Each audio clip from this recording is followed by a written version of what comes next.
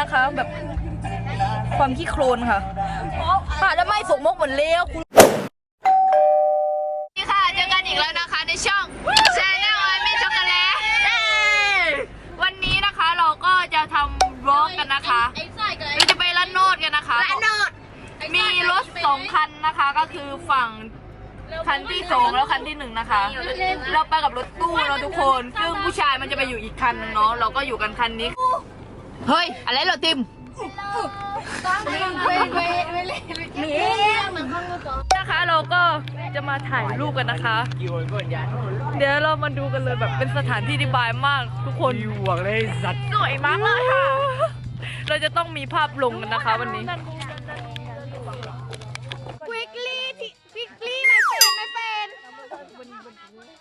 ปิดไม้เลยต้นต้องปิดไม้ปิดดองเลยแล้วยกนี่ไม้ปิดตีไม้ปิดตีอก1 2 3มึงเดี๋ยวต้องดูเลยไอ้บอสก็ไม่เก็บได้กับกว่าผมไปได้อาณาคนที่ดิแวะมาที่มาไม่ได้นะคนที่ดิบอสนี่กูได้นะอาณาคนที่ดิ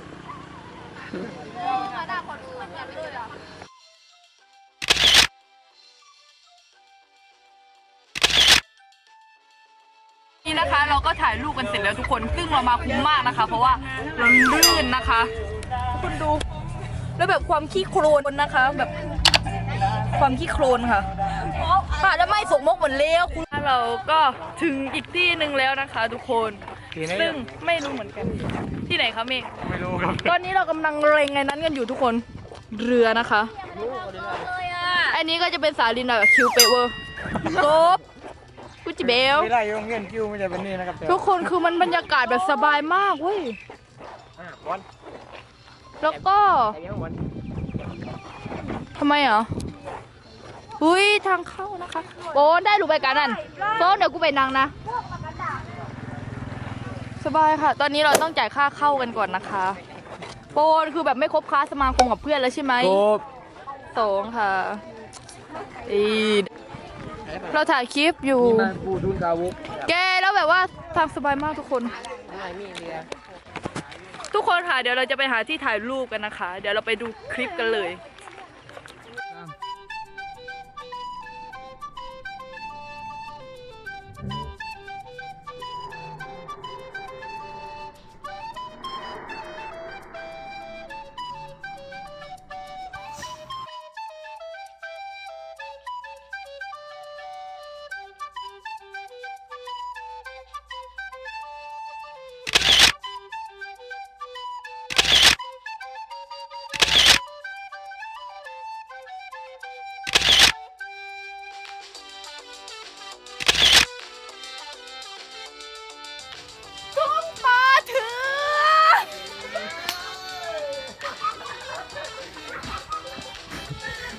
ประวัติศาสตร์ชาติไทยครับชมตลกไอ้สัสเอาหันไปเก็บทุกคน ไม่ใช่ออกเดี๋ยวเมื่อวานจุงปาจิตอนนี้นะคะกล้องเราก็โดนเพื่อนยึดไปเป็นอันที่เรียบร้อยแล้วนะคะเดี๋ยวเราก็จะถ่ายภาพแล้วเดี๋ยวเอาภาพลงให้ดูนะคะซึ่งเราถ่ายกันเยอะมากทุกคนแล้วแบบว่าไม่ได้ถ่ายคลิปกันเลยก็อย่าว่ากันนะคะแบบเฮฮาปาร์ตี้นะคะแล้วก็แบบมากันคุ้มมากนะคะทุกคนเพราะว่าเกือบทุกคนนะคะสกปรกหมดเลยค่ะโอ้ my god โอ้ my god มาดูนะคะบรรยากาศค่ะเอาเลยก่อนนะตอนนี้นะคะลมพายุกำลังมาแรงนะคะเลือดสั่นกระเทือนไปหมดทั้งตัวแล้วก็หัวใจนะคะตอนนี้นะคะนักศึกษา2 คนนะคะก็กำลังจะจมน้ำแล้วนะคะแต่ไม่เตือนมากครับเพราะน้ำแห้งหมดแล้วค่ะแผ่นดินไหวกันแผ่นดินไหวแล้วตอนนี้แผ่นดินกำลังไหวนะคะแบบเร็วทุกคนค่ะตอนนี้นะคะคือแบบเราก็ต้องถ่ายกับโทรศัพท์เพราะว่าเพื่อนเรากล้องไปนะคะเราก็ต้องทำความเข้าใจกันนิดนึงแต่คือตอนนี้นะคะทุกคนคือ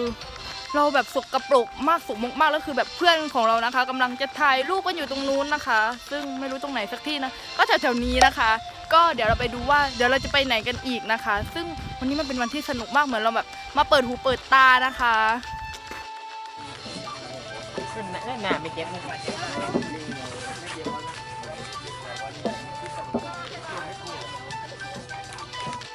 เราก็มาถึงสถานที่แล้วนะคะตอนนี้นะคะก็คือแบบเราได้ที่ถ่ายรูปกันอีกแล้วทุกคนซึ่งนี่แล้วก็เป็นที่เราจะมากินอาหารกันใช่ไหม นะครับ ใช่ไหมใช่นะนะครับ เดี๋ยวเราดูกันนะคะ นั่งให้หมดเลยเดี๋ยวตาย บรรยากาศนะทุกคนค่ะใครเรียก นั่งค่ะ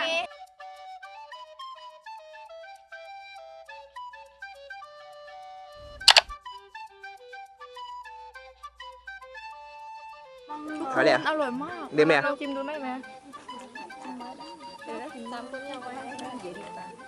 คือแล้วนะคะนั่งคุณทุกคนอร่อยมากหมูสะเต๊ะ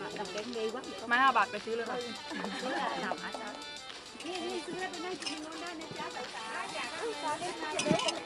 เกิดแล้วว่า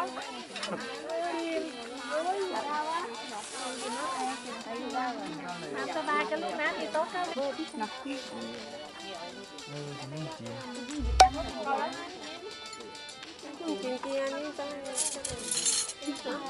ป้าน้อยกินอะไรครับวันนี้ ขนมจีนครับ ครับครับ ใช่ดีวะ ครับ ไปหาเด็กกินนะบอย อันนี้พบกับช่องเกลียนอาร์มี่ บอยขนมจีนบอยก็เด็กกินอะไรกินแบบนี้ ลงตลกก่อนเป็น ไม่ที่เกิดเยอะมาก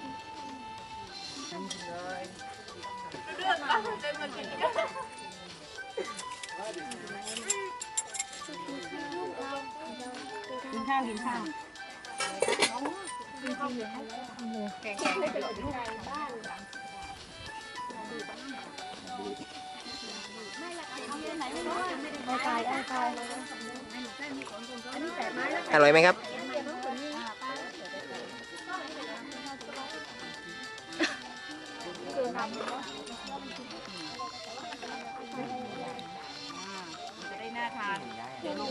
นะคะมาดูน้องปอนกินไอติมค่ะค่ะม กินไม่โอเค ดูพี่ไอกันค่ะ ไม้แค่10 บาทเองค่ะ ทุกคนถูกมากแล้วอาหารที่นี่คือแบบอร่อยจริง ๆ ทุกคนถูกมากยิ่งหมูสะเต๊ะนะอร่อยมากทุกคนไม้5 บาทเอง ชอบไหมคะ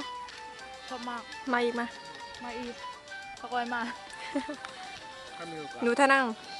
ผ่านเลย เฮ้ยเปิดนี่บ้านเราเปิดนะ เลี้ยงเลยแล้วครูก็จะเก็บคะแนนว่ากลุ่มไหนเป็นเดอะวินเนอร์ในเกมแรกอะไรอย่างเงี้ย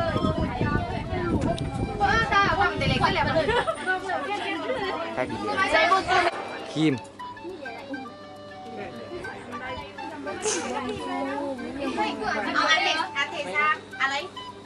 อาร์มี่น้องเอ็น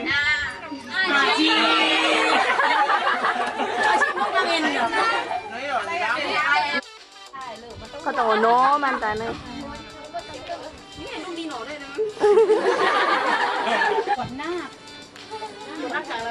ไม่ใช่แม่วันนี้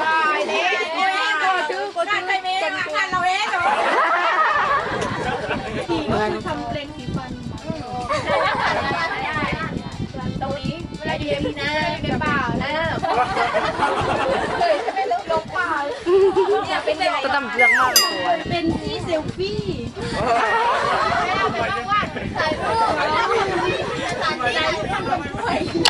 โดนัทกล้วยได้ไหม ได้อะ ไม่ค่อยลอยไม่ค่อยลอย ตำมาแล้วเบอร์ ได้กับได้ ทอด ได้ ปุ๋ย ได้ แล้วมันน่ากินไม่ต้องไปจับปุ๋ยพายกล้วยได้ ได้ ไปดีกว่า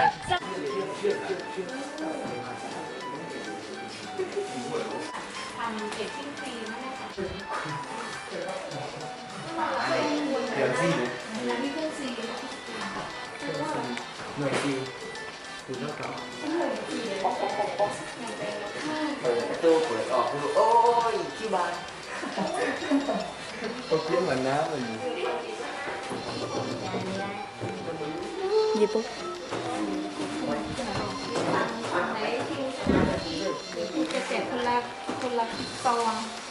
ใจเย็นจ้าใจเย็น มันเป็นอะไร เดี๋ยวไปที่ได้หลอดมือก็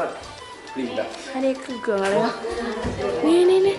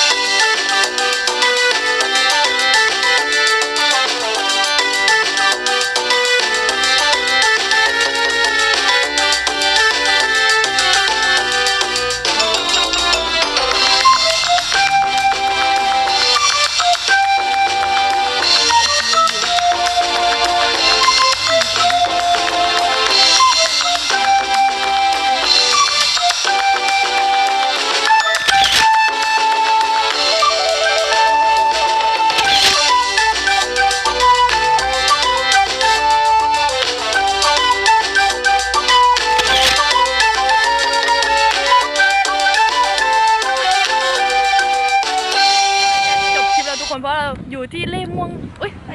เลม่วงงามนะคะ ซึ่งมันเป็นอะไรที่สบายมากทุกคนดูบรรยากาศกระโดดทุกคนดูสิคือแบบว่าสวยมาก